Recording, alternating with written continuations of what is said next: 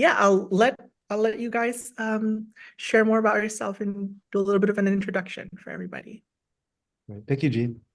Thank you so much, Gene. Yeah, so I'm Eric, and I am calling in from the territory of the Tsleil-Waututh, Squamish, and Musqueam people, also known as Vancouver, British Columbia.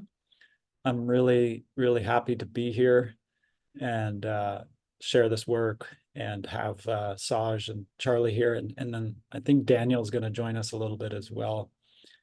And I'm actually going to be in the UK in July and Switzerland in July as well, and then Norway in August. So you can find more about that at the website if you're interested. Thank you. Hi, hi everyone. My name's Charlie Say. I'm based in the UK in the southeast in sunny Sussex.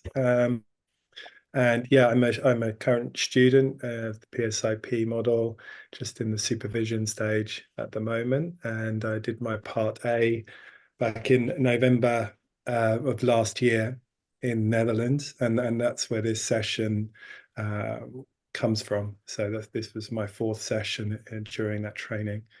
Yeah, really glad to be here and look forward to what unfolds. Thanks. Yay. Yay. Glad to have you here, Charlie. Hello, everybody. I'm Saj Razvi. I'm the Director of Education at PSI. I'm the founder of the Institute. And yeah, I am calling in from Puerto Rico today. And really happy to be sort of going into having this opportunity with this case study, because I think just a little bit of an overview. We find that at one level, the idea of solution is fairly easy to understand. But then what we typically find with our students is that as they're working with it over time, it becomes an amorphous and much more complex thing. And so I think we're going to be able to sort of dwell into that complexity here. All right. So with that, I'll hand it over to you, Eric. Thanks, Saj. And thank you very much, Charlie, for your willingness to have us go through your session. I just want to acknowledge that that's no small thing. And also to Daniel, we're also planning to show a little bit of a session with Daniel. So Daniel's another PSI instructor based in LA. And after Charlie's video, we'll watch a bit of that for some contrast and another example of working with solution. So I will go into some of the basic theory of solution, and I'll set up the videos a little bit, and Saj will join me with explaining some of that theory as well. And then we're going to dive into the videos and give some commentary. And as Gene mentioned, feel free to type your questions into the chat, and we'll do our best to get to those questions. We do have 2.5 hours, so we should have time. But if we can't, we'll get to them in another video. Like, the way I think of solution is that it is safety, trust, and connection that is internalized through corrective experiences. And there are two main types of solution. There's relational solution and non-relational solution. So in relational solution, an example might be, an example of a corrective experience might be a therapist who is really respecting and supporting a client's boundaries. So if a client has trauma that has involved the crossing of boundaries and that type of thing, then when a therapist is supporting the boundaries and naming the boundaries and respecting the boundaries, then that's a corrective experience for the client. And with enough of those corrective experiences, then there's an internalization of trust, safety, and connection that becomes what we call solution. And what we're trying to do with the relational solution is have the therapist be the trusted, safe person that the client can go with to their difficult trauma. So when there is overwhelming experience, traumatic experience, and there's no one around to help, the solution is dissociation. So in this case, relational solution means the therapist is going to be the solution to help the client go through again the experience and go through the dissociation, come back out, and fully resolve the trauma through the nervous system. We're going to get into this a lot more, obviously, in the videos, but that's a starting place for a definition of relational solution, these corrective experiences that help the client internalize safety, connection, and trust. And then Saj, you're going to give an example of a non-relational solution. Yeah. So folks, I think just kind of adding to the picture that Eric's describing here, I would say that solution is one of the initial conditions that's necessary for the processing of trauma, right? So in other words, the system has to know that, you no longer are in active threat. You have to be aware that you're no longer living in the war zone. And that's because if you were in the war zone, right? If you were in danger, if you were in a domestic violence situation, it means that the threat is active and the trauma responses that your system is mustering are appropriate for that condition, right? These are intelligent, adaptive responses. They're not random. They're not bad wiring or anything like that. And so, the more, right? So basically, if somebody comes to us and they're actively in threat, then we would not do this work with them because they don't have solution, is not been implemented yet. However, fortunately, for a lot of the people that we see, most of the horrible things that have happened to them, most of the highly threatening things that they're having symptoms around happen to them in childhood. So in fact, it is over, right? And so what we're looking to sort of have people receive then is like a true sense of, why the world is different now. In what ways would this not happen again? So let me give you the simple version of this, the non-relational version of this, and then Eric will give you the much more, I think, what we see much more commonly, which is the relational version of having a corrective experience, right? So let's say that you're working with two people. They both were involved in drunk driving accidents that they cause. And let's say that, person A, after they've healed and everything from the accident, and now they're in your therapy office, right?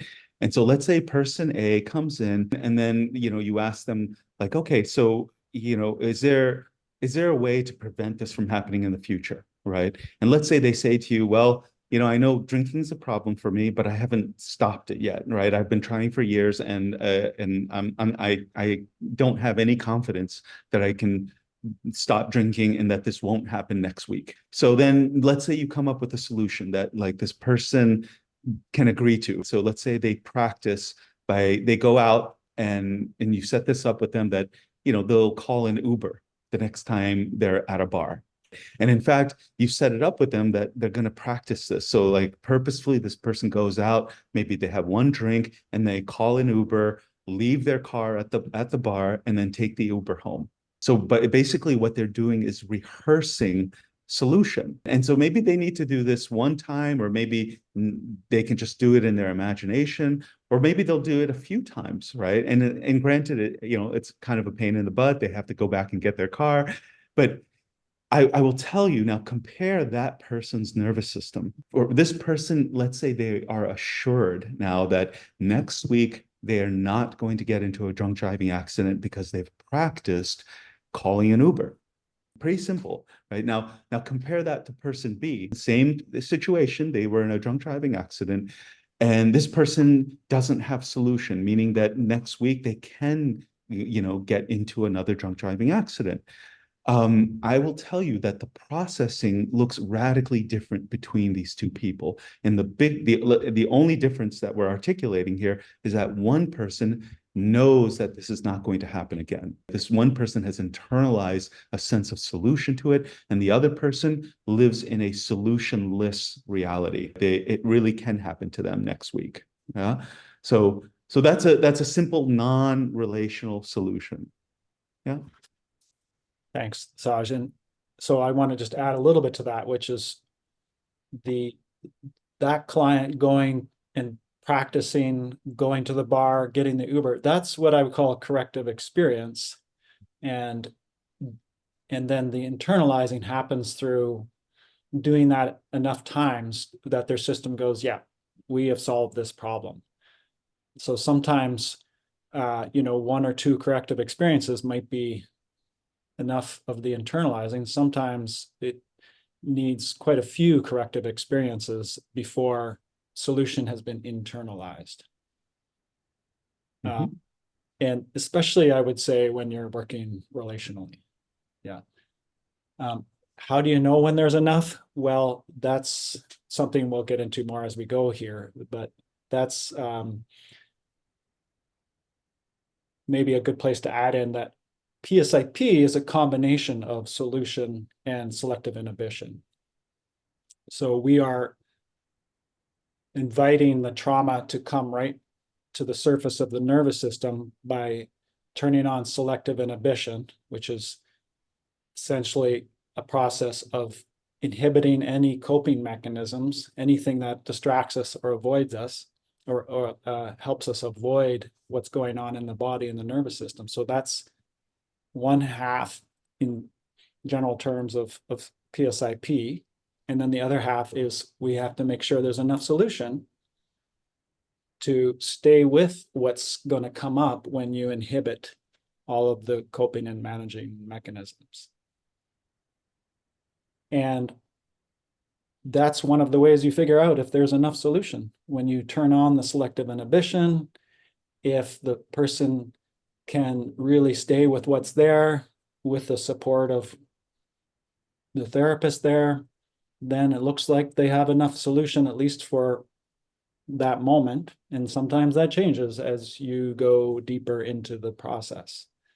Mm-hmm. If someone is really struggling to stay with the selective inhibition, they're doing all kinds of management, like, fidgeting or, every kind of thing they can do to try to wiggle out of the sensation that's coming up, the emotions that are coming up, then they might very well need more solution. Mm-hmm.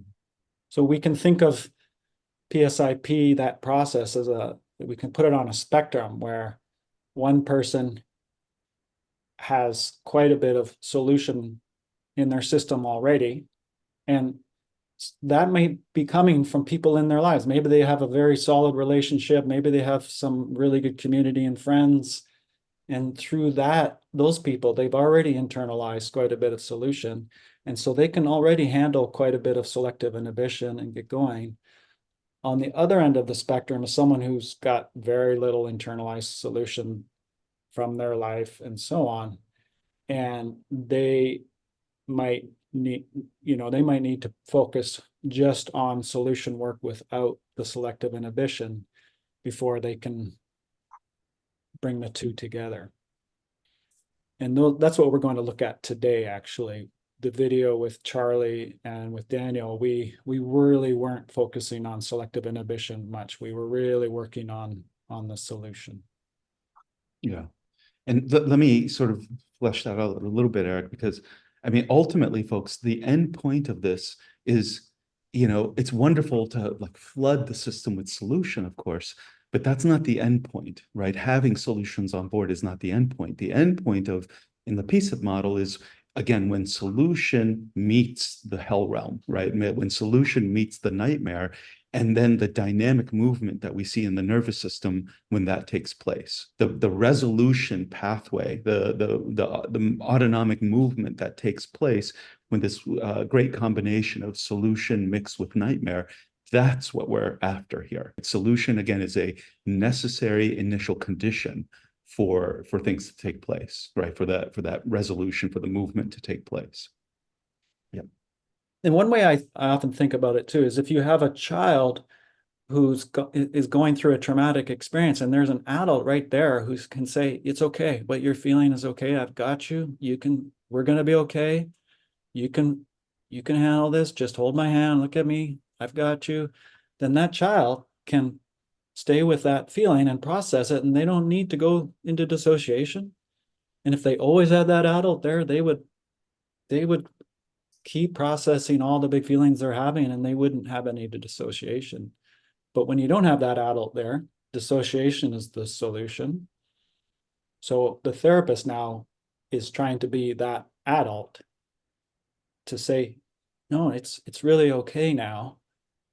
But as we're going to see here, to get to that place where that therapist is enough of a solution can take some time.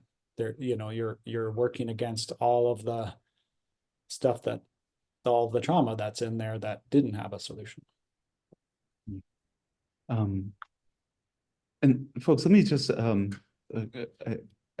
to the picture here by saying that, so some of you are probably familiar with other somatic modalities. Many, I think a very common feature of many somatic modalities is this idea of a window of tolerance, right? And if you don't know it, it's basically saying if somebody is just too activated, too anxious, too hyper aroused, then that's not a good therapeutic range for them to be able to do meaningful work in.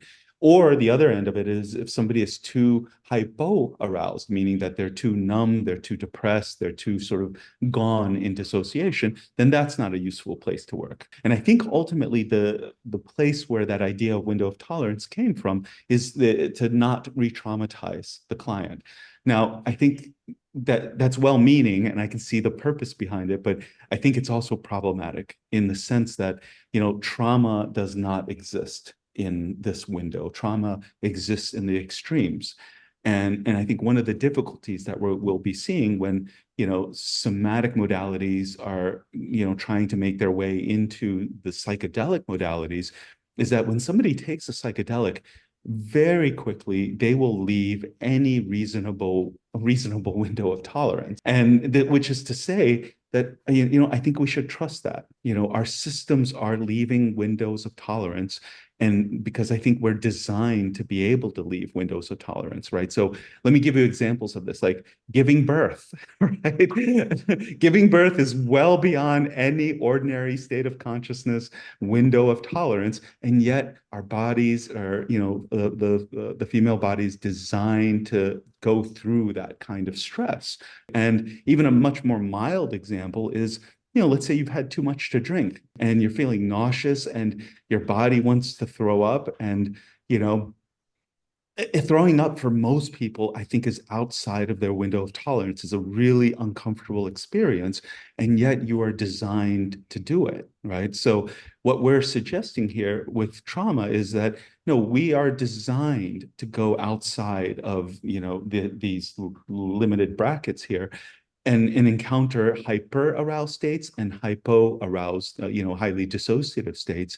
But the big difference is that if we have solution on board, if we have that tether, that connection, that secure attachment bond with a therapist, then it makes a universe of difference. Just like what Eric was saying with that kid example, right? A kid can be going through very difficult things, but if they have the capacity and resources and that tether with an adult that's going through it with them, it's so much more digestible for their system. So, I mean, if you want to call that like expanding a person's window of tolerance because they have this, this relationship, fine, call it that, whatever. But I mean, ultimately, I think solution plays an incredibly powerful role in the processing of trauma. And I think that's exactly where we're heading. Yeah. Yeah. Okay, just a couple more quick pieces from me, and then I think we can get into the video. So we're focusing on relational solution for this case study. Most of PSIP work is relational solution, and relational solution has two main types. there is connection attachment. Connection/attachment is one type where you're working on building the connection with the client. And then the other type would be autonomy/boundary, where you're really supporting client to have their sense of choice and boundaries. And in both of these videos, both are at play here, as we'll be pointing out. And that's particularly why I really like this video, because it's such a good example. Both of them are actually really good examples of working with both. And then solution with Charlie's session, we're trying, sometimes it's really difficult to stay with a really activated, intense fear in the system, and that's where the solution is needed. Sometimes it's really difficult to stay with a dissociated experience, and that's where solution is needed. So with Charlie's, we're trying to bring in solution for a dissociated experience, and for Daniel's, it's for a very activated experience. I think that's all that I have for setup and theory. Anything else from you, Saj, or Charlie?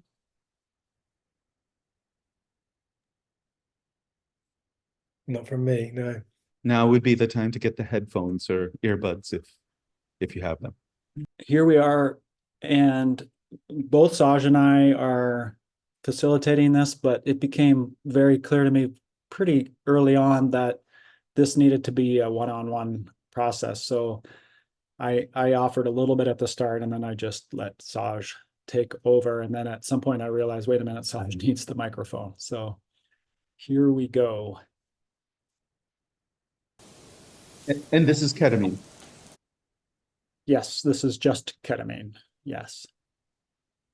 And you're going to hear right off the bat that I would say Charlie is wanting, he's looking for the activation side of things, because I think that's probably where he feels more comfortable. So that's our starting place here. Yeah, my impulse is to have more medicine to try and push through this. Just feel a bit sort of stuck.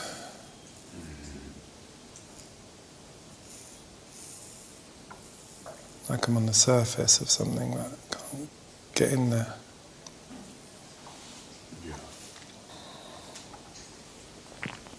What's it like to notice that we're with you here as you're stuck on the surface?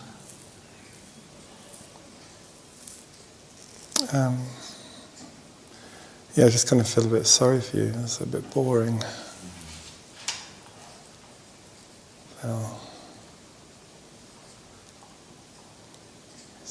Makes me feel a little bit uneasy, like wasting your time.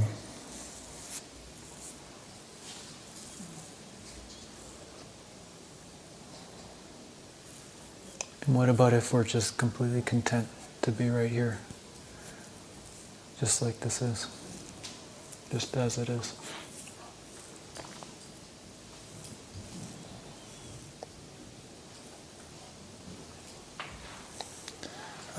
Yeah, since I don't really believe you, I feel like you're frustrated at me as well. Okay, so there's a couple pieces I want to name here or elaborate on. So I'm making an offer of solution. I'm suggesting, which was true, that we're happy to just be here as we are. And Charlie he says he doesn't believe it. And so we are not using any selective inhibition here, but there is an implicit, and selective inhibition is designed, again, to kind of pressurize the nervous system and bring the trauma to the surface. There is an implicit pressurization here just by being in relationship. And so Charlie's handing us negative transference, that his system, it doesn't believe that we actually would want to just be with him, like without anything happening. And so we're not working with that transference explicitly. We're not going to buy into it. We are, which we could do later down the line, maybe after there's been a lot more solution added. But right now we're just focusing on trying to bring in whatever solution we can, whatever corrective experience we can. So my attempt there at a corrective experience was to say, we're actually just fine to be here with you. But Charlie was not able to take that in as any solution. Yeah. And I would just maybe a little bit more context around this session. And Charlie, please correct my memory if I am getting this wrong. But what we were finding is that when we pressurize somebody's system, and they do have, so Eric's describing selective inhibition, right? So I would just, since we haven't fully gone into what that's all about, I would just say that it's pressurizing a client system into reassociating with the traumatic memory, right?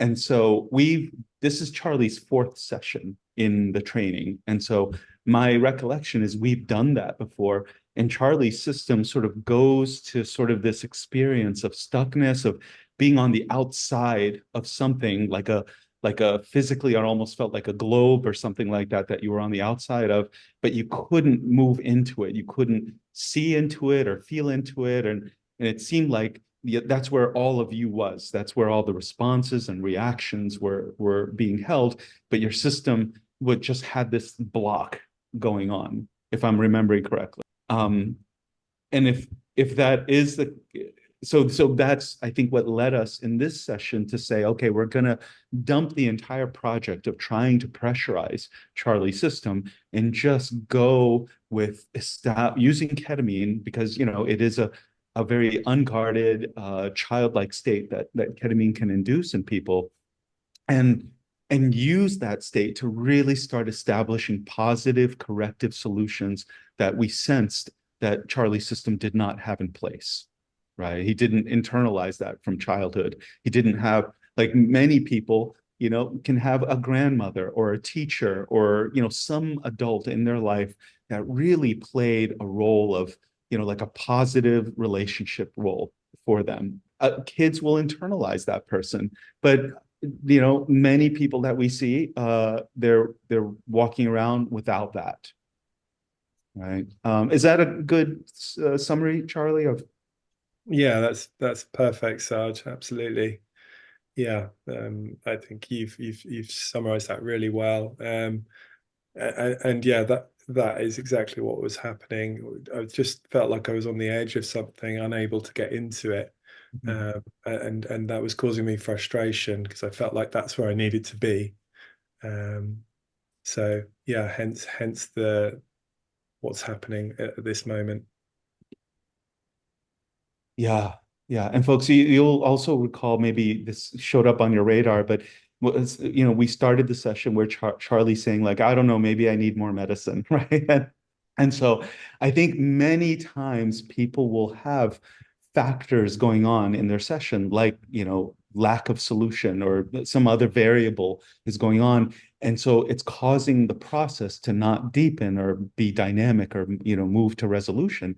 And so I think oftentimes the one lever that gets pulled on that is, well, more medicine, And so the suggestion that we're making is that we hardly ever recommend or, suggest that people take more medicine for something like this. Usually there's other variables that are going on here that are causing the system to not have the movement take place. And we want to attend to those other variables before going to sort of, let's just add more power to the system here.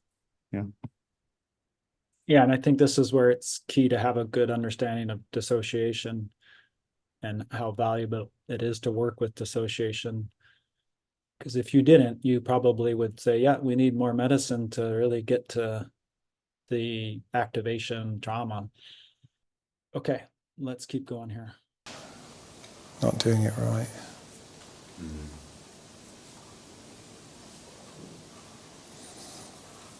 Yeah, this is the epitome of not doing it right. Taking the medicine. Yeah. It's usually the one thing I can do right. It felt good though what you said, Sarge.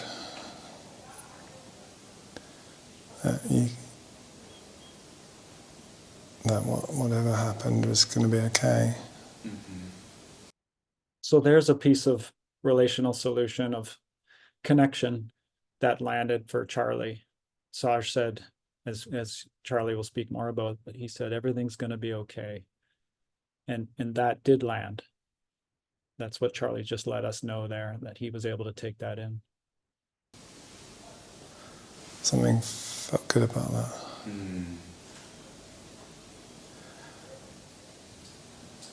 Yeah.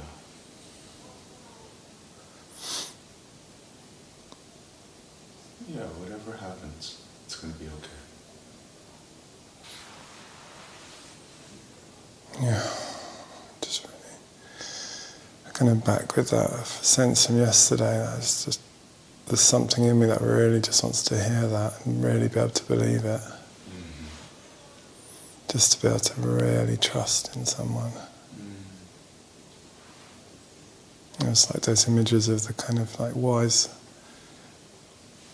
Father Christmas type, wise man, wise, caring physician or something, just someone I could just completely trust. So there it is. Charlie's just naming it, how much he really wants the solution of someone, some wise, caring adult that he can really trust. That if this person said it was going to be okay, then it would. Yeah. Yeah, let's deepen into that, Charlie. Really notice in your body what happens when I say that it's going to be okay. Yeah, there's a kind of split. Like part of me relaxes and believes that. Feels good, but there's also something else that doesn't believe it. Yeah. Thinks you're just saying that. Yeah. So just in case you're not hearing it all, Saj invited Charlie to really feel in his body, feel what's happening in his body with the sense of it's going to be okay that's coming from Saj. To really feel into that. And then Charlie saying, there's a split. There's part of me that really wants that. There's part of me that I think he said doesn't believe it. So we're coming up against another defense or block to solution here. Some part of Charlie's nervous system that is wary about solution here, about the solution with Saj. What's that side feel like? Just searching for body. It's hard to find it. Feels big.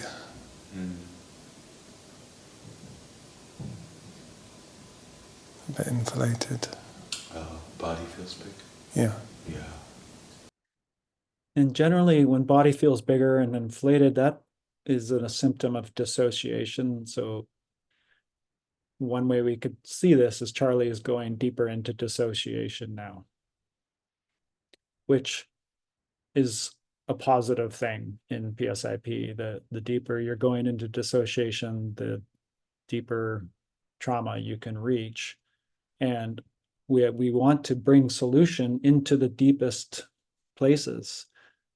That's where the solution is most needed, and that's where it's going to have the most impact. So this is a good thing that he's dropping more into his dissociation here. Yeah, I would say this is again, qualitatively, something different is happening here, right? Like before, we were on the outside, stuck in some kind of space outside of a world, and now he's moving further into the dissociation. I think that is a function of letting in a little bit of solution, right? So yeah, let's keep going. Yeah, solution allows us to go further. So I think that I agree with that very much. Kind of heavy and big. Yeah. So one thing I can absolutely guarantee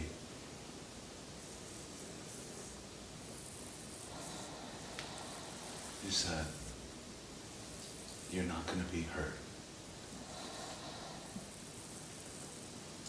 You're not going to be physically hurt by relationship. That option is not on the table anymore. You're not going to be thrown around. You're not going to be picked up in an angry way. In fact, it's up to you whether anyone gets to come close or not. So Saj just said there, one thing I can absolutely guarantee is that you're not going to be hurt. It's up to you, Saj is saying, it's up to you whether or not anyone gets to come closer. So there's a wonderful example of autonomy boundary solution. And we'll see how that lands for Saj here, or for Charlie.